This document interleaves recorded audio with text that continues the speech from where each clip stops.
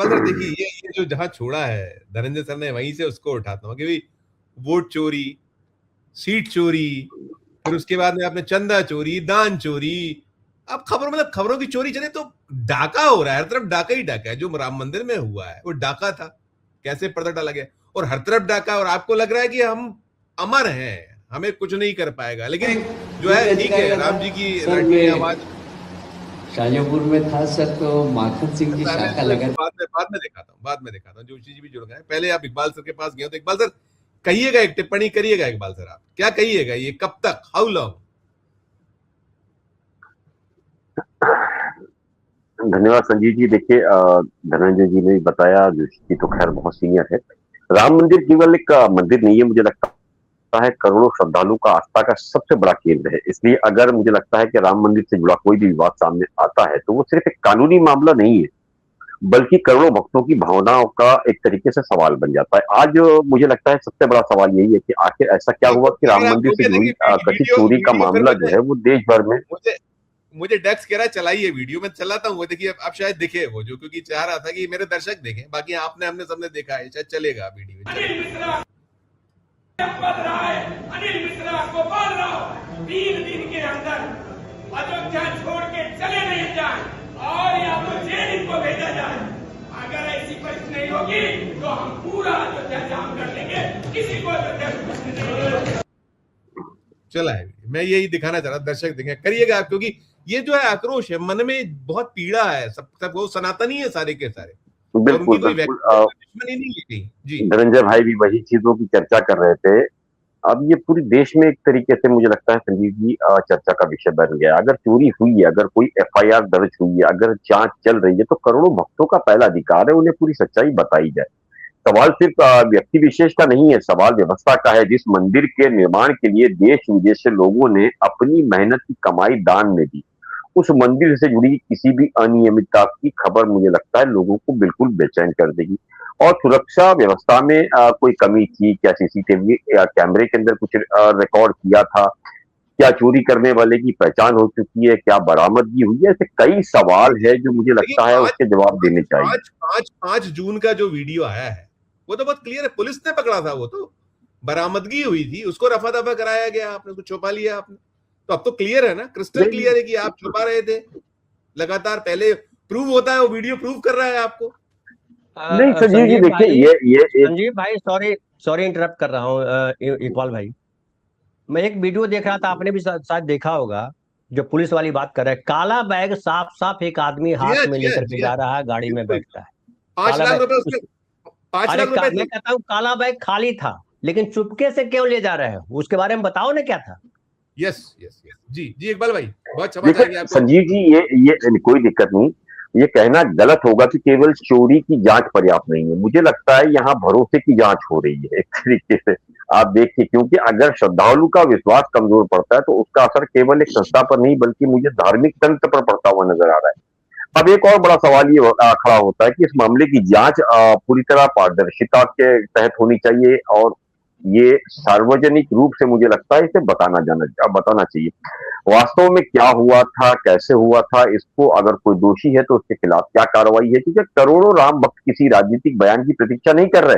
वो केवल सच्चाई चाहते हैं। वो चाहते हैं कि दोषी चाहे कोई भी हो, कानून उसके साथ समान व्यवहार करे।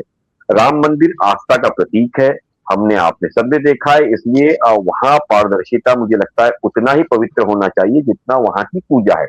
देश अब मुझे लगता है जांच के अंतिम निष्कर्ष का इंतजार कर रही है, क्योंकि इस मामले में केवल चोरी की भरपाई नहीं है, बल्कि मुझे लगता है कि करोड़ों श्रद्धालु है जिसके विश्वास की भी रक्षा करनी है।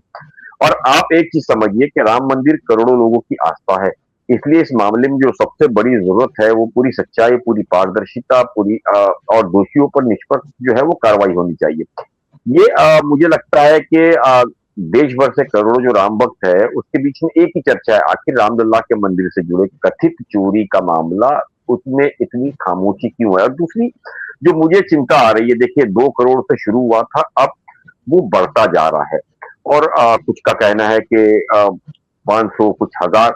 मैं कहता हूं अगर ये 50 करोड़ के भी ऊपर है तो ये जितनी टीम दिख रही है जो जिसके ऊपर एफआईआर बनी वो छोड़ दीजिए, उसके अलावा जो नाम आ रहे हैं उनकी भी लायकात नहीं है उतना पैसा ले जाने। फिर ऐसा कौन सा पीछे गॉडफादर है जो इतने बड़े खेल को चला रहा है? 50 करोड़ के ऊपर है, तो मैं आपको बता दूं कि कोई गॉडफादर जरूर है। अब वो कितना जाता है, जैसे व्यापम घोटाले की बात की धनंजय भाई ने, मुझे लगता है ये उससे बड़ा निकल सकता है अगर सही जांच हो जाए तो।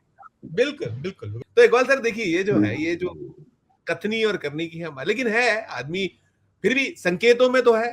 ठीक है, आप कहीं कभी कभी तो आप मुंह से निकल जाता है, गलती से निकल गया, जानबूझ के निकला, लेकिन है ना कि आप झांकिए तो सही, अंदर तो झांकिए कि आप है क्या, कहां खड़े हैं आप, क्यों नहीं अभी भी चैत रहे हैं।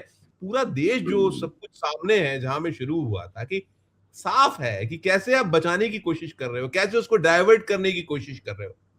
वो फिर ये बातें हैं। और जो धनंजय सर ने कहा, वो महाराष्ट्र में क्या चल रहा है अभी आप देख रहे हो, उद्धव जी की बेचैनी चल रही है, और उनका अपना है कि आपने जो बोया उसे काट रहे हो आप। इकबाल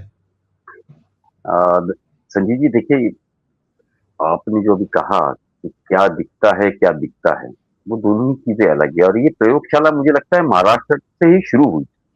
धनंजय भाई, आप सभी लोग जानते हैं, उन्होंने स्थापित किया, उन्होंने स्थापित किया बस। तो और मुझे जो मैंने शायद 2 या 3 दिन पहले भी कहा था कि अब ये विधानसभा जब पड़ जाएगी उसके बाद फिर एक दौर शुरू होगा जिसके अंदर एमएलए वगैरह की इस बार बोली लगेगी।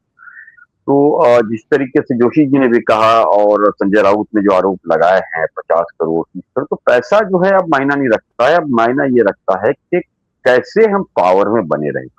देखिए, छवि हर जगह खराब होती जा रही है। जिस राम मंदिर को लेकर के लाल कृष्ण आडवाणी, मुझे लगता है कि पूरे देश भर एक रथ यात्रा लेकर के घूमे थे। अटल बिहारी का एक बहुत बड़ा योगदान रहा और कई बड़े लीडर्स का रहा। और आप देखिए कि जिस राम मंदिर के लिए देश ने दशकों तक संघर्ष मुझे लगता है किया, उसी राम मंदिर के दान और व्यवस्था को लेकर सवाल उठ रहे हैं देश के अंदर। तो ये बहुत बड़ा चिंता का विषय है। और आप देखिए, सोशल साइट पूरा भरा हुआ है आज की तारीख में। अगर सब पूरी तरह पारदर्शी था तो जांच एजेंसी मुझे लगता है बनाने की जरूरत ही नहीं थी। दूसरा, आप कहते हैं कि कोई गड़बड़ी नहीं हुई, तो एफआईआर का आधार क्या था दर्ज करने का? अगर कुछ लोग गिरफ्तार हुए तो जांच वही रुक जाएगी या जिम्मेदारी से पूरी श्रृंखला तक जांच होगी? देश के अंदर अब युवा जो है, युवा छोड़ दीजिए, अभी राम मंदिर के इशू को लेकर के तो मुझे लगता है कि चाहे वो 10 साल वाला हो या 90 पार कर चुका हो, हर कोई ये जानना चाहता है कि केवल छोटे कर्मचारियों पर कार्रवाई होगी या निर्णय लेने वाले लोगों पर भूमिका की जांच होगी। अभी राम भक्तों ने जो दान दिया है वो आप इतने आसानी से मत लीजिएगा। उसकी सुरक्षा की अंतिम जिम्मेदारी किसकी थी? अब तो सवाल ये भी सोशल मीडिया पे चलने लगे हैं कि इसका पैसा क्या इलेक्शंस के अंदर इस्तेमाल किया गया है? दूसरा, शुरुआत में जैसे जोशी जी ने भी कहा कि बहुत बड़ा घोटाला है, तो तकरीबन राम मंदिर का जो बजट है वो 500 करोड़ रुपया बताया जा रहा है।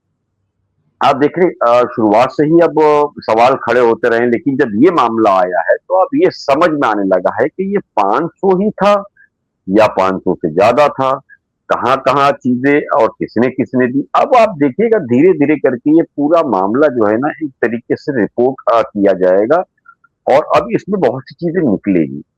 और ये तार आपको लगेगा कि इस पैसे के तार जो है वो इलेक्शंस के अंदर भी काम आते हैं, कई और चीजें हैं जिसके अंदर चीजें आती है। इस तरह सोशल मीडिया जो जिस तरीके से मांग रहा है कि रिपोर्ट सार्वजनिक की जाए, तो ये एक राजनीतिक सवाल नहीं है। अब जब विपक्ष भी अगर किसी अन्य धार्मिक संस्थानों में गड़बड़ी का आरोप लगाता है तो भाजपा मुझे लगता है कि पारदर्शिता की मांग करती है। अब वही पैमाना राम मंदिर ट्रस्ट पर भी लागू होगा।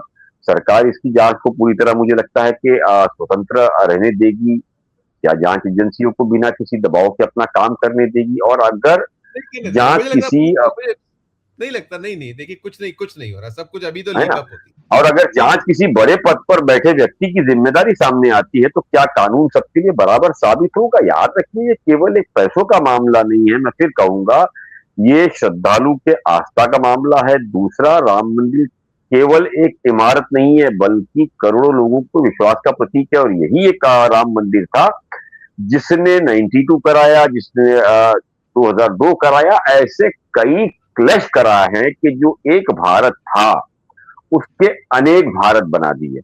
आज जो बुलडोजर संस्था चल रही है या जो भी चल रही है, आप देखिए वो उसकी वजह, जो उसकी बुनियाद है वो राम मंदिर है। और जहां से शुरू हुआ वहीं अब ये सवाल आके खड़ा हो गया है कि जिन लोगों ने ये किया है, क्या उस पर विश्वास करना चाहिए? क्या वो सही कर रहे हैं या अपने लिए सारा खेल हुआ है? ठीक